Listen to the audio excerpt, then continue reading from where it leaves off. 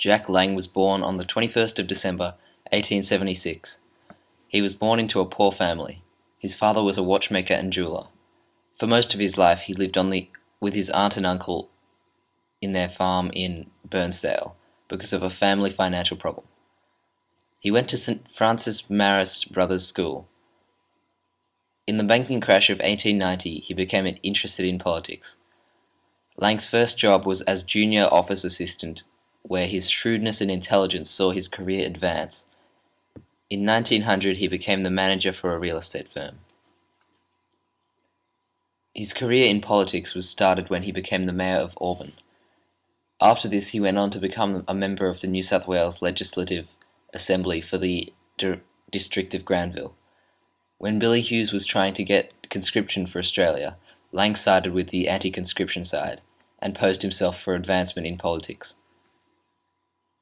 This led to him becoming the treasurer in John Storr's Labor Party. He then became a member for the multi-member seat of Parramatta in 1920 to 1922. When the Australian Labor Party lost the premier seat, he was elected as opposition. He then led the party to victory and became the Premier of New South Wales. In Lang's first term of being Premier, he did lots of social programs. This included pensions for widowed mothers, compensation for workers' death, abolition of school state-run fees, various welfare schemes, improvements in workers' accommodation, 44-hour work week, and road improvements. During the Depression, Lang created a plan to be implemented into the economy that would help ease the Depression's effect on the working class. It was called the Lang Plan, and it involved lowering the interest rates on borrowing from the government and passed laws to limit the power of landlords in evicting their tenants who failed to pay rent. He also proposed not to pay any interest on overseas debts owed to English banks, as he thought it would help the Depression. In June 1931, an emergency conference was held to discuss the implementation of the Lang Plan. The federal government rejected it. Lang was furious. He then proceeded to do the main parts of the Lang Plan anyway. Prime Minister Lyons declared that the Lang government would be forced to pay £958,763 towards overseas debts, contrary to what he wanted.